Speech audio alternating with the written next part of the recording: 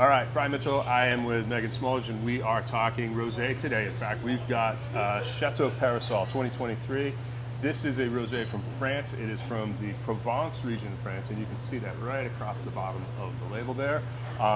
Provence being kind of like the home of rosé a little bit, or at least this very pale style of rosé, which we'll talk about in a second. So, Megan, have you had a chance to try this wine yet? You know, I've had one tiny sip, but not a good enough one to get a real good taste. All right, well, this is our opportunity. So let's kind of break the wine down a little bit while you're summarizing it. I always like to start with the look, and like I just said, this wine is a very kind of pale rosé. Do you know why it's pale? Do you know how they make this wine? It's got to be something with the skins. A little bit, yeah. So when we talk about winemaking, white winemaking, they just press the grapes, they get the juice, goes to fermentation, and it's kind of done.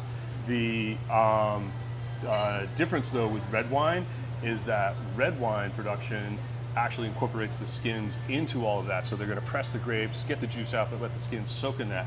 And the skins are what provide a lot of the aromatics, certainly the color, and some of the tannin and mouthfeel. So with rosé like this, what they do is they actually use red grapes. But they only press for a short period of time, usually about maybe 2 to 4 hours. So you just get this real kind of light hint of color and the aromatics, and it's it's a style of wine that's been pretty famous lately. So put your nose in that glass. What do you smell? Got a lot of floral and light fruity notes almost. Yeah, floral. Like I'm thinking, like you get a little bit of rosé, maybe a touch of violet. Yes, yeah. yes. And then when we break it down with fruity components, what kind of fruits? Like I would say very light red berries, maybe a little raspberry. Nothing too sweet.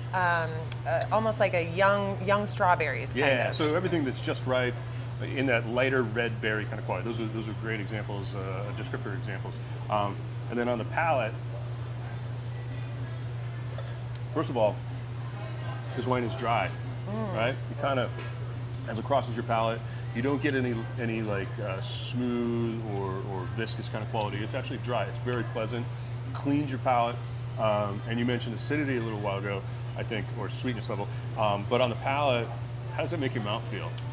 It's definitely got that tiny bit of tart to make me want to have a little bit more. Like it just opens up the saliva palate a little, gives that mouth-watering feeling. So that tartness is actually the acidity that's in the wine. It's kind of like the same thing that we look for, like from a lemon or from vinegar in a salad dressing. It's got that acidity that makes our mouth water, and that's exactly what's in here. So you get that beautiful combination of a dry wine, nice acidity. It's kind of like having a cocktail, get you ready to have a meal, have some dinner. So, yeah, absolutely. And then finish-wise, it kind of carries. It holds on. It does. All that berry fruit. It really does. Very pleasant. So on warm days, like in the summer that we're experiencing, having this on the patio, what kind of food might you suggest? I could have this with oysters all day long. Oysters all day long. Shrimp, anything seafood. I think if it wasn't too heavy, would be fantastic. Maybe pork. Something that has a little spice to it. Sure. Yeah, you don't want to overwhelm it because it is a relatively delicate wine, but I think it can actually stand up to some fairly substantial dishes. So anything in the seafood realm, lighter salad type dishes is going to be perfect with. Certainly if you had some fruit or anything else kind of that was a component of those dishes.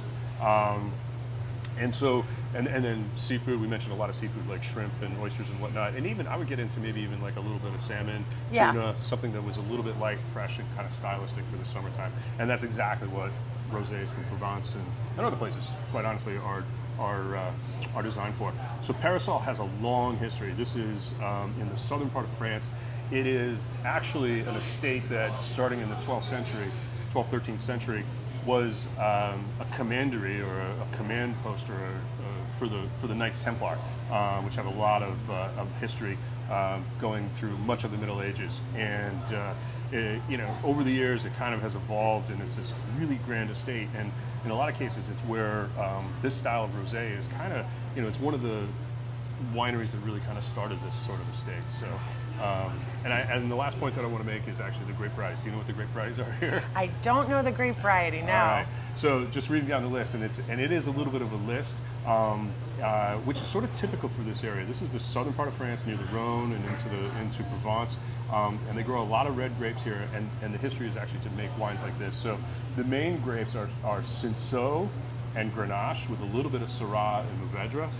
Those are very typical grapes that you're going to find in Côte d'Aron, Chateau Peyrassol, and other, what we would usually associate with like red wines from this area. But here in Provence, they're making pink wine out of it, which is just absolutely delicious. So. Yes.